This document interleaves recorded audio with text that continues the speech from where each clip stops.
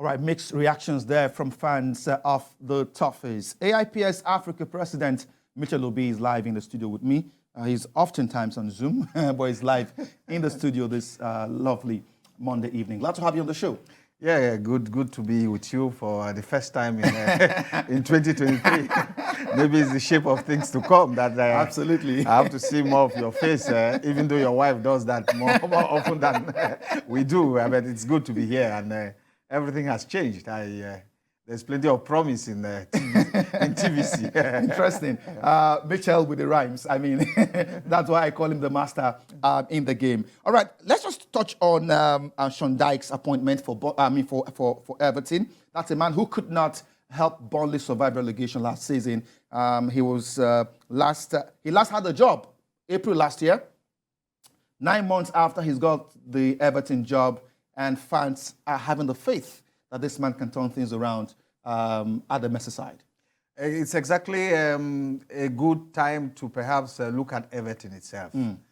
They are beginning to ask questions about the owners, the directors, but more importantly on the field, what kind of football has Everton been playing? There was a time in Liverpool, when you look left, you see Everton, you look right, you see Liverpool. But you can't say that now. The gap is widening over time. And for us, perhaps, is how some of the African players will get to even understand all these consistent changes of coaches. A coach builds faith in your ability, and suddenly you don't get to see him in the dressing room. It takes away something from a player. Sean Dyche has a way of playing. I hope that should not be the Everton way. Everton they play attractive football. And with the likes of Iwobi, I don't know whether he will become more of an athlete with a Sean Dyche. His work rate needs to change. Perhaps that would be good for us.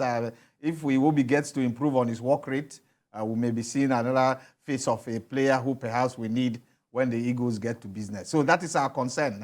You guys are more on the Premier League and who wins. But I see the Nigerian side of it, the Niger-centric perspective. But it is long expected. I think Lampard didn't do justice to the expectation. And for a young coach like Lampard, perhaps he's learning his lessons in a hard fashion. You don't get to even make a point and suddenly they point the way out. There have been that conversation around the fact that perhaps Lampard left Derby County too early. Perhaps he should have stayed with the Championship club and get the necessary experience. You will say that for Gerrard. All of them in their group. Steven Gerrard too. Will you say he left too early? Left Rangers too early, perhaps, for the thick action in the Premier League. There have been a lot of conversations around Everton and their choice for Sean Dyche. They had been talking to Marcelo Bielsa, but the Argentine had other ideas which the club owners felt wouldn't work for them in the immediate. They need to survive the drop, and Sean Dyche has been given that responsibility to do just so. All right, let's talk about the Chan. Okay, that's a representation of some of our conversations here. Sean Dyche, is he a better choice for the Toffees? Well, at the end of the season, we'll get to know if the results will come in. Well, you see two schools of thoughts in the coach's presentation. Marcelo Bielsa with the total skillful play. Sean Dyche, very direct football. It's a too drastic or radical style to the game, and I don't know what Everton wants. And on the screen is my social media poll as regards the choice of Sean Dyche, and 65% of fans felt Sean Dyche's choice was correct. 30% would opt for Marcelo Bielsa, and 5% were indifferent as far as this is concerned. Let's leave all of this now and come back to Africa. Let's talk about the African Nations Championship, the Chan tournament ongoing. Quarterfinal matches decided. We saw a couple of games played just a couple of days ago where Ghana were ousted. I've been following the Ghanaian team because they ousted the Super Eagles. I really wanted to know how far the Black Stars will go, but they crashed out in the quarterfinals, losing to Niger Republic, which have a confirmation of those results on your screen. The Dark Horses, Madagascar, surprising team. No one saw the Madagascans coming this far at the Chan tournament. Dark Horse is riding so well. I don't think they are Dark Horses. When they beat Super Eagles, they were not Dark Horses. I'm beginning to imagine what sort of league is played in Madagascar. It's not the league. Well, the advantage they have is that they don't have many of their players outside. So the players they have within, there is the focus. The Madagascar team you see in the CHAN will be perhaps the one they will use for their Nations Cup qualifier, and that helps in building a good team. Some of us, we've insisted consistently that you must build your team at home. All this getting 25 players all based abroad doesn't help. If you watch Madagascar, the kind of football they played on Saturday was exciting football that delights the eye, and they get the goals that matter. And Niger, the Menard of Niger, really taunting and tormenting the Black Galaxies of Ghana. They will go home. They are lucky. In that group, we'll be missing Morocco. One wonders what will have happened. Think about the dimensions. The big powers of Africa are involved. You have Senegal in the semi-final. You have host Algeria in the semi-final. And now you have Senegal taking on Madagascar. For me, that is a dream game. Because Algeria... End-to-end, that will be. That will be end-to-end. The number one country in the continent playing against Let's see a confirmation of the semi-finals, my producer. Let's get to see what the semi-finals will look like as far as the 2023 CHAN tournament is concerned. That's it on your screen. Algeria against Niger Republic, like Mitchel mentioned, and Madagascar against Senegal. That's the pick for you, the pick of the pack. Tomorrow is the day. It's not far. It's not far. Okay, one team missing at the CHAN tournament is Morocco, and we know all the politics behind all of that. The Moroccans won the CHAN tournament twice back-to-back, and we thought this was a chance for them to prove to Africa that having won the tournament back-to-back, was no fluke. But they couldn't attend. A championship without a champion. We thought something is missing, and I think Africa needs to look again at how they play the politics when it comes to sports. For Morocco, it must be very painful at this stage because you are looking at players who have been preparing to go and defend their title and perhaps win it for the third time. That will have been the icing on the cake. Absolutely. A semi-final performance in the World Cup and then going to defend their CHAN the championship. That will have made some people to ask. And can you imagine a final Algeria-Morocco? Africa will come to a standstill. But we'll get it one day. We'll get it one day. The Algerians have to be careful against the boys from Niger, from Niamey. They've shown too that they can score. And the goals they scored yesterday... They can't be taken for granted.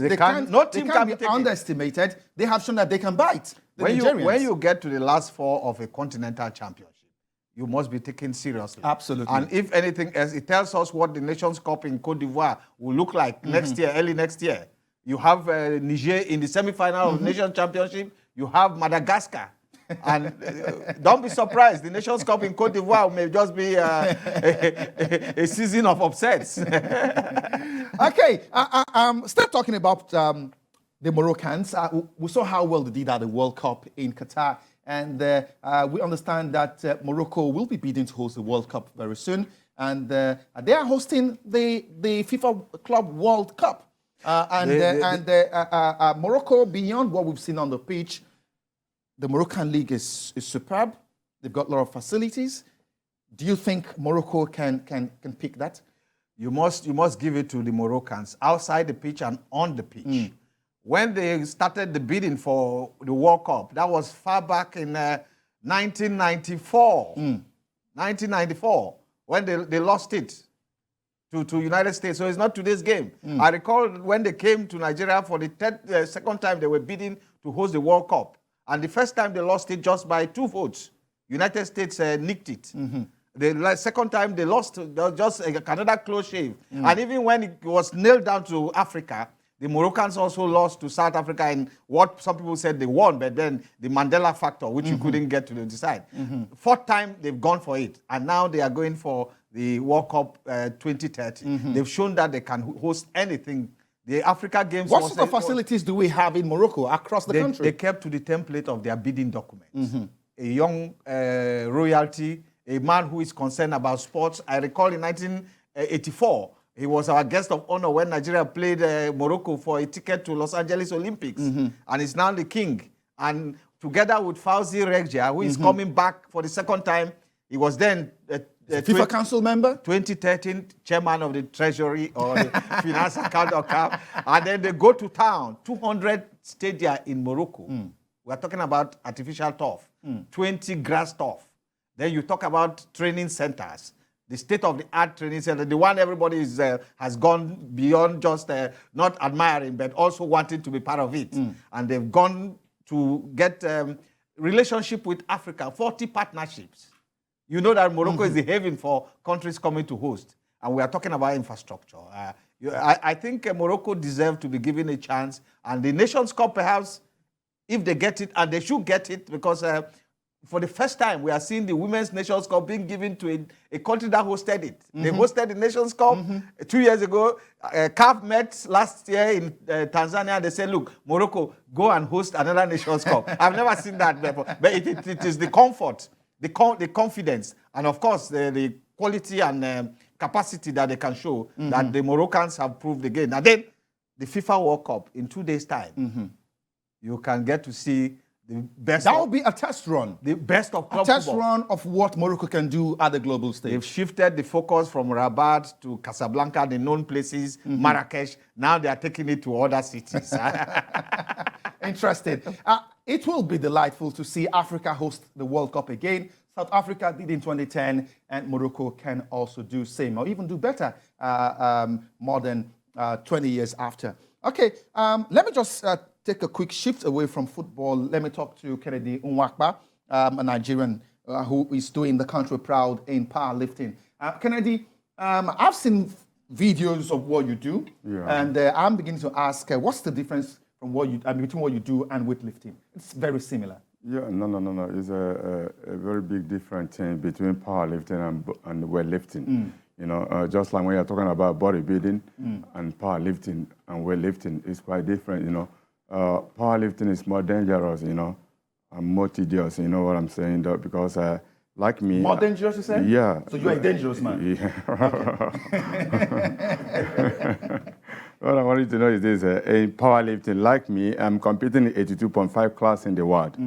If I compete in main class, I'll pick the gold medal from them. Main class are boys that are from 20-something to 30-something. I must surely pick the gold medal from them. If I compete in Master 1, that's the people from 45 to 50, I must surely take the gold medal.